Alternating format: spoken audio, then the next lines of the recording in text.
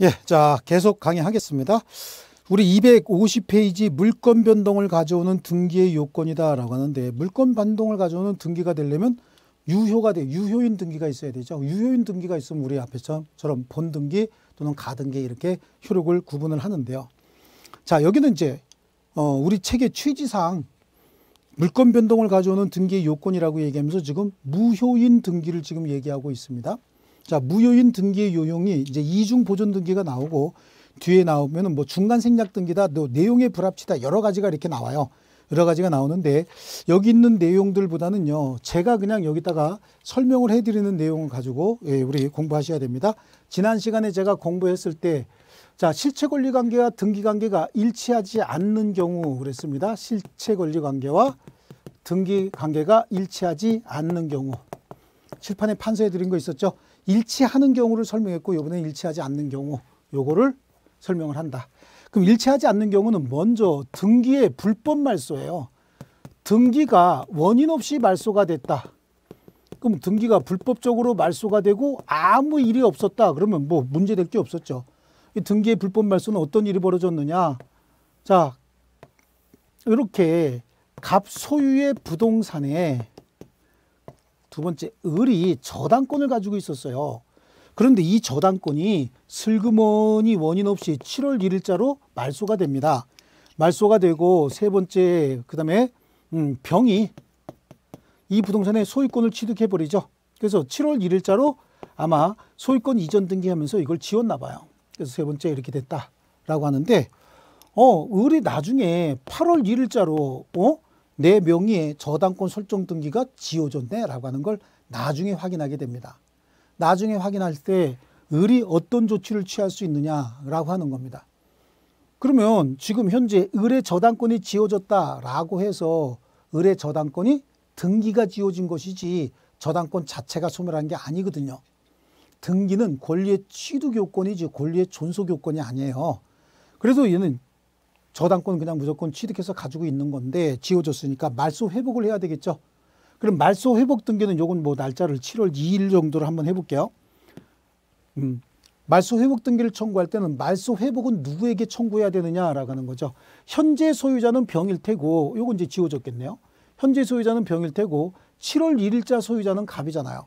그러니까 이때 말소 회복 등기는 말소 당시 소유자에게, 말소 당시 소유자인 갑에게 말소 회복 등기를 청구해야 되는 거죠.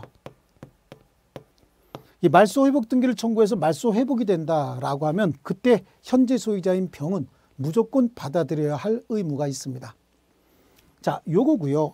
두 번째는요, 등기의 양적 불일치라고 하는 게 있습니다. 등기의 양적 불일치. 자, 양적 불일치는 뭐냐? 갑하고 을이 저당권 설정 등기 해주기로 합의를 했는데 등기부에 표시된 양이 서로 다르다는 얘기죠. 그러니까 합의는 5천만 원을 합의해 주기로 했어요. 그런데 등기는 3천이 됐다. 이럴 수 있고요. 합의는 5천만 원을 합의하기로 했는데 실제 등기를 7천만 원을 해갖고 왔더라라고 하는 거죠. 자, 이 경우에는 실제 갑이 가지고 있는 권리는 요만큼인데 등기가 이만큼 됐다, 그런 얘기 아닙니까? 그러면 갑이 가지고 있는 권리가 등기부에 다 표시가 됐지 않습니까? 그러니까 이 등기는 유효인 등기인 거예요. 유효인 등기인데, 다만 등기가 유효라 하더라도 권리자는 합의한 대로 요만큼만 권리를 취득한 겁니다. 표시가 다 됐으니까 유효인 등기라고 할지라도 7천만 원 등기 취득한 거 아니에요. 실체 권리만큼 등기를 취득한 것이다. 권리를 취득한 것이다 라고 하는 거고요. 이번에는 합의는 5천 했는데 등기는 3천밖에 안 해왔다, 그런 얘기잖아요. 그러면 합의 내용이 이만큼인데 실제 등기는 요만큼밖에 안 됐다, 그런 얘기죠. 그럼 요만큼은 지금 표시가 안 된 거 아닙니까? 표시가 안 됐기 때문에 이 등기는 무효 등기라고 봐야 됩니다. 그래서 이건 무효 등기인데 그냥 무효가 아니라 일부 무효의 법리가 적용이 됩니다. 무효 등기인데 여기에는 일부 무효의 법리가 적용이 된다.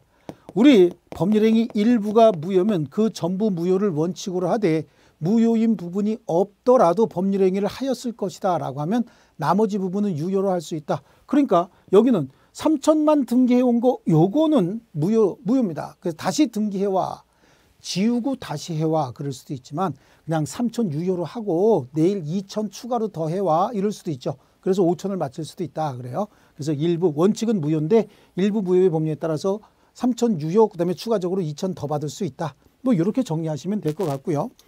세 번째 표시의 불일치입니다. 표시가 잘못됐다라고 하는 거죠. 표시의 불일치는요. 갑이 부동산을 신축을 했어요. 신축을 했는데 원래 지가 가지고 있는 토지가 또 있는데 그 토지에서 분할해서 7의 1번지에 부동산을 신축을 했다. 그래서 가서 이제 소유권 보존 등기합니다. 소유권 보존 등기는 6월 1일 날 가서 1갑 그래 놓고 소유권 보존 등기 주소는 7번지에서 분할했으니까 7의 1번지가 된 거 아니겠습니까? 근데 깜빡 잊어버리고 7번지라고 썼다는 얘기죠. 그럼 7번지에는 건물 없어요.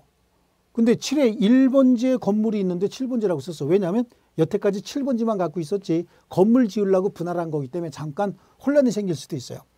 그런데 8월 1일 날 가서 보니까 8월 1일 날 등기부 뛰러 가서 보니까 등기부가 없네요. 7의 1번지로 등기부 신청하지 않았을까요? 7월 1번지에 등기부가 없네. 그랬더니 내가 그날 너무 많이 수리쳐가지고 아마 등기는 안 하고 그냥 와서 등기 신청하려고 그냥 의지만 가지고 왔다가 그냥 갔나 보다 라고 해서 갑이 다시 소유권 보존 등기를 합니다. 이때는 정상적으로 7-1번지로 소유권 보존 등기를 하겠죠. 그랬다가 나중에 이 등기가 밝혀지는 거야. 9월 1일자로 이 등기가 있었구나 라고 해서 9월 1일자로 이 등기를 정상적으로 바꿔놓은 겁니다. 7-1번지로 등기를 바꿔요. 자, 여기 보시면 현재 상태에서는 여기 경정등기라고 하는데 경정등기 하기 전에는 실체에 부합되는 등기는 이쪽 8월 1일자 등기만 실체에 부합되지 이 등기는 실체에 부합되지 않는 겁니다. 그렇기 때문에 이 등기가 유효고 이 등기는 무효잖아요.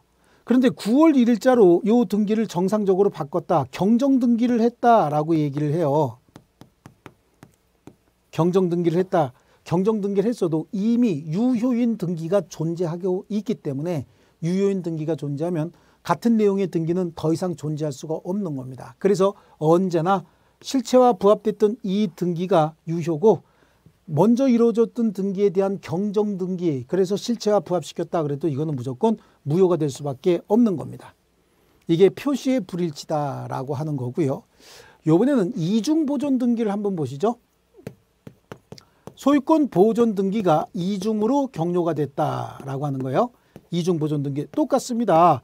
갑이 건물을 신축을 했어요. 갑이 건물을 신축을 해서 지 이름으로 소유권 보존 등기를 먼저 합니다. 그래서 그래서 먼저 6월 1일자로 자기 이름으로 소유권 보존 등기를 한 거야. 소유권 보존 등기를 하고요. 뭐 제3자에게 무슨 저당권이나 전세권 같은 거 설정을 해줬겠죠. 그리고 이 부동산을 두 번째 7월 1일자로 또 다시 소유권 보존 등기를 자기 이름으로 하는 겁니다. 소유권 보존 등기를 또 하고 여기다가 뭐 저당권 전세권 같은 거 잔뜩 설정해 주는 겁니다. 그 나중에 이제 알려졌대. 여기에 후순위에 뭐 저당권 전세권 여기도 후순위 저당권 전세권 잔뜩 설정해 놓았는데 어떤 등기가 유효냐라고 하는 겁니다. 만약에 이 등기가 유효다 그럼 여기 후순위 권리 다 보호가 되는 거고 이쪽 등기가 유효다 그럼 여기 후순위 권리는 보호가 되지만 여기는 보호가 안 될 거예요. 그럼 어떤 등기가 유효냐에 따라서 후순위자들이 보호되느냐 안 되느냐라고 하는 게 결정이 되는데 여기서 얘기했던 취지와 똑같이 이미 실체와 부합되는 등기가 하나 있다면 같은 내용의 등기는 일체 허용할 수 없습니다. 그래서 이 경우엔 실체와 부합되기는 하지만 먼저 이루어진 소유권 보존 등기가 이미 유효인 등기이기 때문에 1부동산에는 등기 기록은 하나만 있어야 됩니다. 그래서 일물 일권주의가 등기법상에는 1부동산 1등기 기록의 원칙이다 이렇게 되기 때문에 이거는 무조건 무효가 됩니다. 그런데 혹시 여기에서도 갑이 이 부동산을 을에게 팝니다. 을에게 팔아요. 그래서 뭐 요거하고 이제 별도로 한번 나눠 보실게요. 예, 똑같이 1번 6월 1일자로 갑이 자기 이름으로 소유권 보존 등기를 먼저 합니다. 소유권 보존 등기를 했고 그 부동산을 을에게 양도했어요. 그 매매를 했다. 진짜 매매를 한 거죠.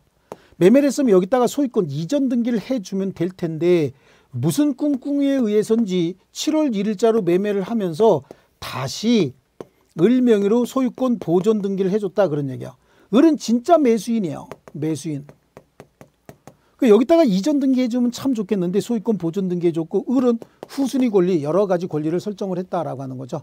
나중에 문제가 생겼을 때 어떤 등기가 유효냐, 간명의의 등기가 유효다라고 한다면 여기 을과 밑에 있는 후순위 권리자 하나도 보호가 안 되는 거고, 만약에 을의 권리가 유효다 그러면 여기에 후순위 권리자가 보호가 안 되는 건데, 이때도 이미 유효인 소유권 보존 등기가 있지 않습니까?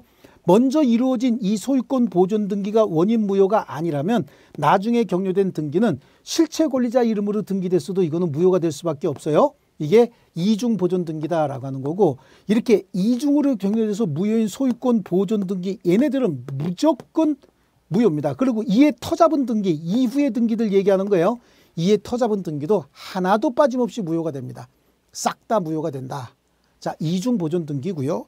다섯 번째는요, 등기 과정에 불일치다라고 해서 중간 생략 등기입니다. 중간 생략 등기예요. 중간 생략 등기는요, 미등기 전매 행위를 얘기하는 거예요. 이게 우리가 보통 알고 있는 미등기 전매, 이걸 얘기하는 거거든요. 자, 갑하고 을이 갑소유 토지에 관해서 매매 계약을 체결을 했고요. 이거에 관해서 을이 병과 또 다시 매매를 합니다. 이게 토지거래 허가구역 내하고 토지거래 허가구역이 아닌 경우를 나눠야 돼요. 그래서 여기는 지금 현재 토지거래 허가구역이 아니라는 걸 전제로 합니다. 그러면 갑하고 을 사이에 이 매매계약은 특별한 사정이 없는 한 유효인 계약인 거예요. 유효인 계약이고, 그러면 을은 매매계약의 내용에 따라서 권리를 취득할 수 있는, 실체 권리 취득할 수 있는 자죠. 이 자가 그 권리를 병에게 매매하기로 했다. 그래요. 그러면 순차적으로 등기가 격려되면 가장 좋은 거죠. 매매 자체도 유효가 될 수밖에 없는 거예요. 그러니까요. 매매가 유효가 되고, 그러면 그 권리는 얘한테 승계될 수 있었던 상황이죠. 그래서 이렇게 순차적으로 등기가 잘 격려가 됐다 그러면 아무 문제가 안 되는데, 이렇게 등기하지 않고 등기를 이렇게 했다는 얘기죠. 이렇게 등기가 이루어져서 얘 이름으로 등기가 됐다. 이때 이 등기가 유효냐 무효냐를 따질 때는요, 실체 권리 관계와 등기 관계가 일치하느냐 안 하느냐를 따져야 되는 거예요. 이때 실체 권리 관계와 등기 관계가 일치하죠. 이 매매도 유효고 이쪽 매매도 유효기 때문에 얘는 권리 취득할 수 있는 자고 그 자 이름으로 등기가 됐으면 과정이 잘못됐을 뿐이지 이 등기 자체는 무효라 볼 수 없다. 그래서 이미 중간 생략 등기가 격려되었다면 그 등기는 3자 간의 합의로 인해서 이루어졌던, 합의 없이 이루어졌던, 일단은 유효란 얘기죠. 그러니까 3자 간의 합의가 있었느냐 없었느냐라고 하는 거예요. 합의가 있었어도 합의가 없었어도 이미 격려된 중간 생략 등기는 유효다. 여기서는요, 제가 이제 소송 사건 3개를 이제 설명을 드릴 겁니다. 4개군요, 4개. 각각 한 번씩 소송을 제기하고 얘가 소송을 2번 제기하는 거예요. 요거 가지고 설명을 드릴 겁니다. 설명을 드릴 거고, 이 안에는 여러분 시험에 필요한 중간 생략 등기에 관한 내용이 다 들어가 있습니다. 실제 판례 한 20개 정도가 이거 가지고 설명이 되는 거니까 잘 좀 들으시길 바라겠습니다. 먼저 중간 생략 등기에 관해서 이렇게 이미 등기가 격려가 됐는데, 이거에 관해서 갑이 소송을 먼저 제기합니다. 갑이 소송을 제기하는 이유는, 아니 나는 을에게 팔았는데 을이 내 허락도 없이 병에게 팔고 등기가 이렇게 어떻게 하다 보니까 내가 잘못해서 등기가 이렇게 됐는데 이 등기 무효죠? 라고 갑이 소송을 제기한 거예요. 자, 이때 우리 판례는 이렇게 판단합니다. 갑이 주장하는 등기는 어떻게 돼야 되는 거냐라고 하면, 1번 갑이 소유자고 여기에 지워지면서 2번 을이, 여기 지워지면서 3번 병이 이렇게 가져야 된다라고 주장을 하는데, 실제 표시는 어떻게 돼 있다는 얘기일까요? 1번 갑이 소유자고 지워지고 2번 병이 바로 소유자로 나와 있다, 그런 얘기잖아요. 여기에 대해서 우리 판사가, 야, 여기는 현재 소유자 누구냐? 현재 소유자 병입니다. 여기는 현재 소유자 누구냐? 현재 소유자 병입니다. 똑같지 않습니까?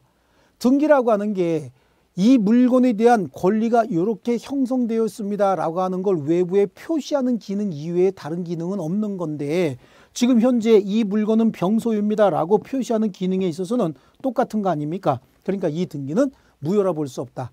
하지만 중간 생략 등기 하지 말라고 부동산 등기 특별조치법에 명시해 놨는데 이를 위반했다? 그럼 그에 대해서 처벌은 받는다, 그런 얘기죠.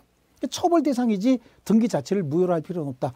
만약에 이게 무효 등기라고 한다면 지우고 을 이름 쓰고 을 이름 다시 지우고 병 이름 또 써야 되는데 그런 헛수고를 뭐 하려고 하겠습니까? 그래서 갑이 소송 한번 제기한 거고, 을이 소송을 한번 제기합니다. 두 번째 소송은요. 이거는 삼자 간의 합의가 있고 난 다음에요. 삼자 간의 중간생략 등기에 관한 합의가 있고 난 다음에, 그래서 셋이 그냥 직접 가서 등기하기로 약속까지 했어요. 약속을 했으면 합의가 있었다 그런 얘기잖아요.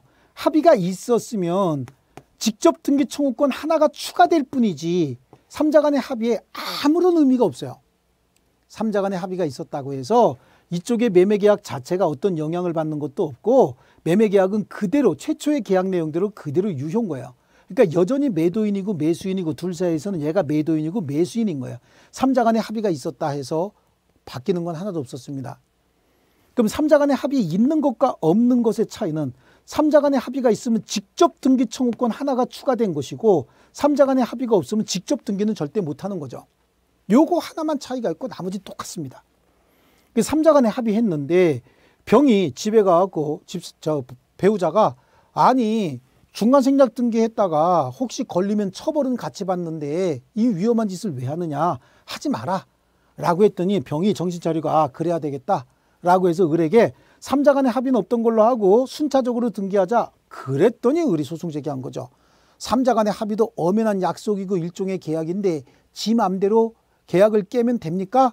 라고 얘기를 했더니 우리 판례가 삼자 간의 합의가 있었다라고 해서 매매 계약이 변동이 생기는 건 아니니까 삼자 간의 합의 있어도 매도인, 매수인, 매도인, 매수인의 지위가 있고, 매도인, 매수인이라고 한다면 당연히 대금 청구할 수 있고 소유권 이전 등기 청구할 수 있고, 여기서 대금 청구할 수 있고 소유권 이전 등기도 청구할 수 있는 거 아니냐. 그러니까 삼자 간의 합의가 있어서 직접 등기 청구할 수도 있고 이걸로 안 하고 이렇게 순차적으로 등기 청구하는 것도 계약의 효력에 따라서 당연히 가능하다. 이렇게 판시했던 거죠. 요번에는요, 병이 소송을 제기합니다. 병이 소송을 제기하는 이유는요, 삼자 간의 합의가 있었어요.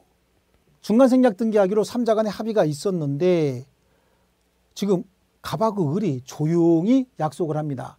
갑이 을에게 물어보죠. 야, 너 내가 중간생략 등기 절차 협력해주면 너한테 생기는 이익이 얼마야? 그랬더니 뭐 실제로 양도 차익이 2, 3천만 원 나와도 양도소득세 뭐 한 7, 800만 원 정도일 거예요. 요거 안 내는 겁니다. 양도소득세. 그랬더니 한 600만 원 된다. 그 대신 니네 이게 순사하면서 돈 많이 들었다 뭐 어쩌고 하니까 그래? 알았고 200만 원 매매대금 증액해. 이렇게 얘기를 한 거죠. 그랬더니 을이 그런 게 어딨어? 약속대로 그냥 가라고 얘기했더니 나 그러면 약속 안 지켜. 그냥 집에 간다. 이렇게 얘기했더니 알았다. 그럼 내가 주겠다. 약속이 이렇게 된 겁니다. 스토리 그럴싸하죠? 자, 그래요. 그걸 병은 모르는 거죠. 그리고 그 다음날 갑집에 찾아가고 어저께 약속한 대로 중간생략 등기하기로 갔으니까 직접 등기하러 갑시다 라고 했더니 갑이 이런 얘기를 합니다. 너는 잘 모르겠지만 우리가 삼자 간의 합의 이후에 매매대금을 증액하기로 했다. 그래서 그 200만 원을 더 받기 전까지 나는 등기 절차 이행 못 해준다. 그러니까 병이 화가 나가지고 아니 삼자 간의 중간생략 등기에 관한 합의가 있었으면 그건 별도의 계약이고 지네들이 매매대금 증액의 합의가 있었다라고 하면 그것도 또 별도의 계약인데 왜 삼자 간의 합의에 갖다 결부시키느냐. 이거에 대해서 우리 판례는 삼자 간의 합의가 있었어도 직접 등기 청구권 하나가 생길 뿐이지 매매계약 자체는 유효이므로 매도인이고 매수인이 된다. 매매계약 체결로 매도인과 매수인 사이에 매매대금의 증액의 합의가 있었다면 그 증액된 부분은 매매 잔대금에 포함되는 것이고 매매 잔대금이 완납되지 않으면 매도인은 소유권 이전 등기 절차 이행을 거절할 수 있다. 그게 삼자 간의 합의가 있어서 제3자에게 직접 해주는 경우도 마찬가지라는 얘기죠. 잔대금을 다 받아야 소유권 이전 등기 해줄 의무가 있기 때문에 증액된 부분을 다 받을 때까지는 소유권 이전 등기 절차 이행을 거절할 수 있다. 이건 삼자 간의 합의가 있든 없든 마찬가지다. 이렇게 판시한 거고요. 또 하나는요. 이번에는 이제 을이 한 번 더 소송을 제기하는 거죠. 네 번째 소송을 제기하는데 네 번째 소송을 제기한 이유는 이 매매계약이 유효고 그러니까 을은 갑에게 소유권 이전 등기를 청구할 수 있는 소유권 이전 등기 청구권이 있지 않습니까? 이 소유권 이전 등기 청구권은 채권적 청구권이고 채권적 청구권은 채권과 동일한 효력이 있어요. 우리 시험 범위 밖에 있는 부분 중에서 채권을 양도했다. 그럼 을이 갑에게 소유권 이전 등기 청구할 수 있는 채권을 병에게 양도했다. 그럼 양도했으면 그 양도에 관해서 채무자에게 통지만 해주면 대항력이 생기는 경우가 있거든요. 이건 왜 그러냐면 제가 어떤 사람에게 돈을 빌려줬어요. 그리고 그 사람이 나에게 매월 이자를 주고 있다고요. 근데 내가 그 받을 돈을 다른 사람에게 양도했어요. 양도했는데 채무자가 모르면 나한테 계속 이자 보낼 거 아니겠습니까? 그러니까 걔한테 통지해 주는 거야. 채무자야, 나한테 더 이상 갚지 말고 이 사람한테 갚고 이 사람한테 원금도 갚고 이자도 지급해라. 이렇게 통지해 주는 거예요.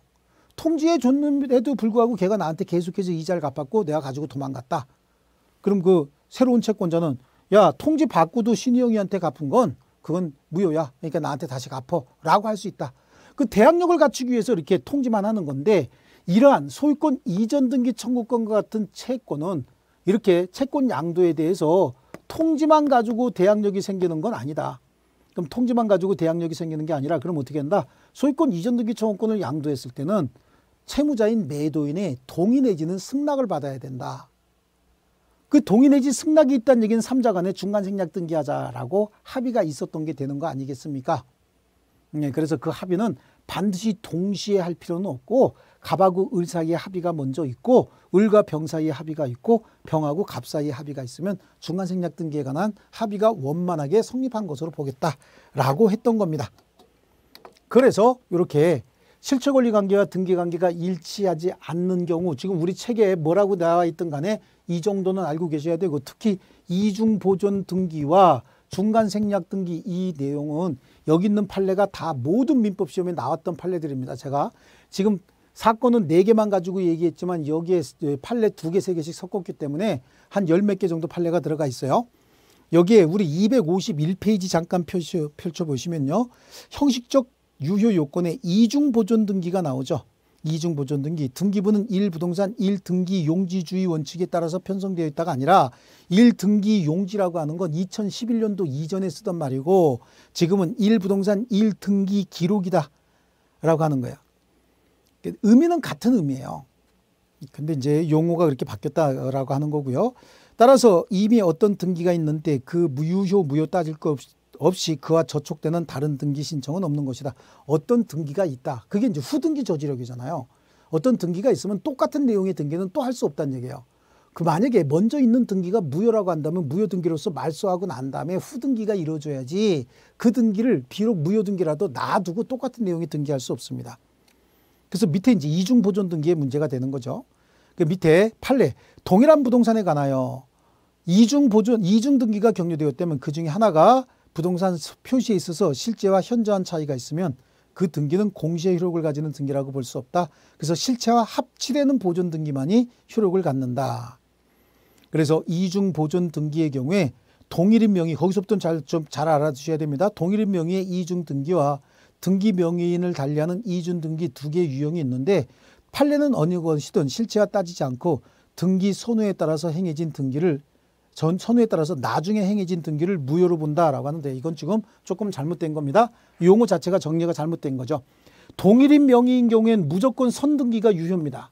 동일인 명의인 경우에는 선등기가 무효고 서로 다른 사람 명의다라고 하면 이때 먼저 격려된 등기가 원인 무효가 아니라면 후등기가 무효가 된다는 얘기예요. 그러면 상황에 따라서 먼저 격려된 등기가 원인 무효면 후등기가 유효가 되겠죠. 그러니까 무조건적으로 후등기를 무효로 보는 건 아니에요. 먼저 격려된 등기가 원인 무효가 아니라면 후등기가 무효가 된다. 요거는 우리 샤라에도 먼저 격려된 등기가 뭐 실체 권리자 이름으로 등기되지 않았다라고 한다면 이게 무효잖아요. 그럼 후등기가 유효가 될 수도 있는 거죠. 그래서 밑에 동일한 부동산에 관하여 등기 명의인을 달리하여 중복된 소유권 보존 등기가 격려된 경우에는 먼저 이루어진 소유권 보존 등기가 원인 무효가 아닌 한 뒤에 된 소유권 보존 등기는 비록 그 매수인, 실체 권리자잖아요. 매수인이니까요. 매수인에 의해서 이루어진 경우뿐만 아니라 그 명의인이 당해 부동산 소유권을 원시적으로 취득했다 하더라도 1부동산 1등기 기록입니다. 부동산 등기법 아래서는 무효라고 해석함이 상당하다라고 하는 거고요. 자, 뭐 여기 전원합의체 판결의 내용이 거기는 전부 다 보니까 96년, 2000년, 96년 이런 판례이기 때문에 부동산 1등기 용지주의다 이렇게 얘기를 한다고요. 근데 지금은 2011년부터 바뀌었다 그랬죠. 예, 바뀐 지 벌써 10년이 됐습니다. 자, 그다음에 실질적 유효 요건의 내용의 불합치다라고 하는 거죠. 그래서 질적 불합치와 양적 불합치입니다. 그 질적 불합치는 등기가 물권행위 내용과 합치하지 않는 경우에 등기인데, 예를 들어서 갑토지에 대해서 매매계약 체결했는데 을토지에 대해서 소유권 이전 등기가 됐다. 이건 당연히 다른 물건이니까 이건 뭐였었어요? 오표시 무효의 원칙이었죠. 이거는 이게 아니라 여기서는 뭘 얘기하는 거죠? 요거 표시의 불일치예요. 표시. 그래서 지건은 맞아요. 지건은 맞는데 여기는 소유관계가 잘못된 걸 얘기하고 있잖아요. 책에서는요. 여기는 소유관계는 맞는데 내용이 일치하지 않는다는 얘기죠. 표시가 잘못됐다는 얘기예요. 표시. 부동산 표시가. 그러니까 이거는 표시가 맞고 이거는 표시가 안 맞는데 일단은 유효인 등기가 있기 때문에 비록 먼저 한 등기라도 이건 표시가 일치하지 않기 때문에 이 부동산에 대한 표시가 아니잖아요. 그러니까 이게 유효고 이미 유효인 등기가 있기 때문에 또 새로운 등기를 만들 수 없기 때문에 이 등기는 먼저 한 등기가 무효가 되는 거고요. 양적 불일치다라고 하는 거죠. 양적 불일치다라고 하는 건 요거 얘기하는 겁니다. 그래서 합의한 양과 등기한 양이 서로 다를 때 이 경우에는 등기한 양이 크면 그게 무조건 유효죠. 그 대신 이만큼만 권리 취득하는 것이고 합의가 5천이고 등기가 3천 돼 있으면 무효고 다시 5천으로 해야 되겠지만 3천을 유효로 하고 2천 추가로 더 받을 수도 있다. 그 얘기예요. 이게 나오고 중간 생략 등기가 나오죠. 거기도 무슨 뭐 의의라고 해서 유효성 이 쭉 나오고 있죠. 그 다음에 255페이지에 여러 가지 내용이 이렇게 나오고 있습니다. 나오고 있는데 그거 다 필요 없고 여기서 자, 우리 설명했던 내용, 얘가 소송 한 번 했던 거, 얘가 소송 한 번 했던 거, 여기가 소송 한 번 했던 거, 마지막으로 여기가 소송 한 번 했던 거라고 해서 제가 설명드린 내용을 기준으로 해갖고 좀 잘 좀 정리를 해 두셔야 됩니다. 그 다음에 257페이지 보면은 임목등기와 명인방법이 나오죠. 임목등기다라고 하는 거 특별히 우리 부동산 중개업자가 중개대상물로 특별히 삼지 않아도 관계없습니다. 그런데 임목등기라고 하는 건 임목이라고 하는 건 원래 토지의 부합물인데 명인방법을 갖추거나 임목등기를 하게 되면 토지와 별개의 부동산으로 할 수 있다. 이때 임목등기부가 있으면 등기부에는 소유권만 등기가 되는 것이 아니라 저당권도 설정할 수 있다. 거길로 끝이에요. 거기까지만 해놓으시면 되는 거고요. 나머지 명인방법 특별히 필요 없고요. 그 다음에 소멸시효까지도 특별히 우리 시험에 볼 거 없습니다. 우리 소멸시효는요.